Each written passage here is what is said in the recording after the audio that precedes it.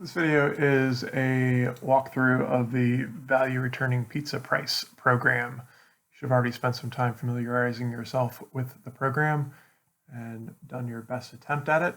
All right, the first thing you should do is visualize your functions and visualize your variables. So we have been given a main function with 4 variables that are to be input from the user, 4 variables that should store the result of calls to other functions, and then we're going to output the result of those calls formatted to look like currency. So I would recommend that you draw a big box for the main function and draw a small box within that box for each variable as defined. These are names for locations in memory where we will be able to hold values. The instructions say to make another function called calculate square inches of good pizza, so that is another large box. And the instructions say that the function should accept the diameter of pizza and return the area of the pizza minus 1 inch at the edge. So we need to accept the size of the pizza. We can call this pizza diameter. We want the calculate square inches of good pizza function to be general purpose. We want it to be reusable. So we will end up getting the medium pizza size, we'll end up getting the large pizza size, but pizza diameter would be a good name for the variable in general, whether it's large, medium, extra large, whatever size. This function is going to work with any of them. So we would make a parameter named pizza diameter. The parameter would go in the header in the parentheses, and whatever name you put there is the name of a variable that will be created in the function. The whole point of this function is to calculate the square inches of good pizza, so we could create a variable with that name as well. All right, now we need to get our value from main into our function, and we're going to do that by sending it inside parentheses in the call, and that is known as an argument. So for example, if the user entered the medium pizza size of 15, which is the first piece of input here, we would need to pass that as an argument in the call to calculate square inches of good pizza. And as long as that was the parameter, a copy of that value would get passed into this variable. And now we just need to think, right? This is the real skill in programming, is thinking, how do we get the square inches of good pizza from this diameter? We need a formula, and we need to understand what the problem is asking. This problem is asking that we get the area of the pizza minus the 1 inch at the edge, as if the crust is not a good part of the pizza.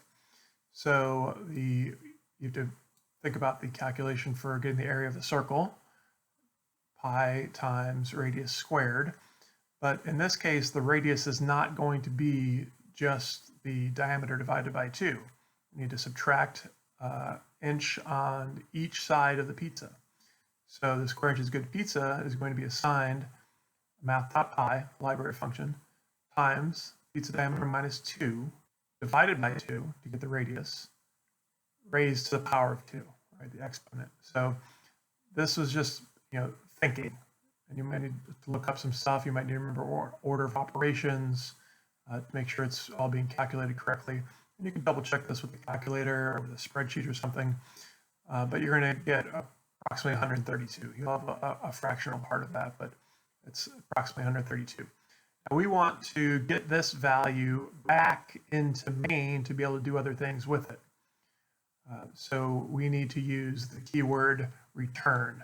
And the keyword return will be in the code at the bottom of this function, and whatever is on the left side of the call is where the value will get returned to.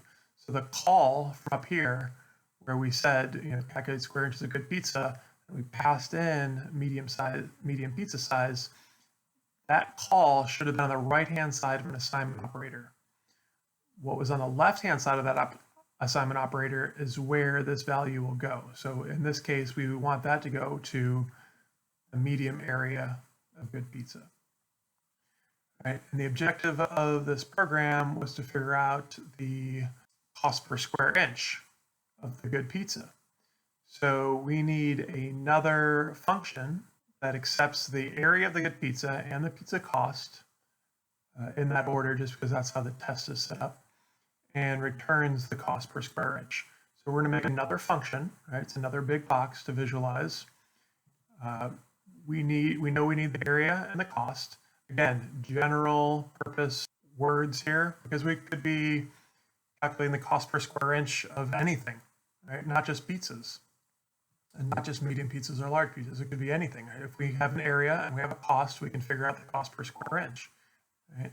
So we need both of these things to do our job, and so we need to send them from main. So in order to calculate our cost per square inch, we need to pass it as an argument. To make sure we're doing the calculation properly, I'm going to use a cost of $1. I think using this cost of $1 is going to help you figure out if you're doing the calculation correctly. So we need to get this 1 from main. Right? The user has entered that it's $1 for this 15-inch pizza. It's a pretty good deal. We need to pass it in. We need to pass in both the values, the cost and the area.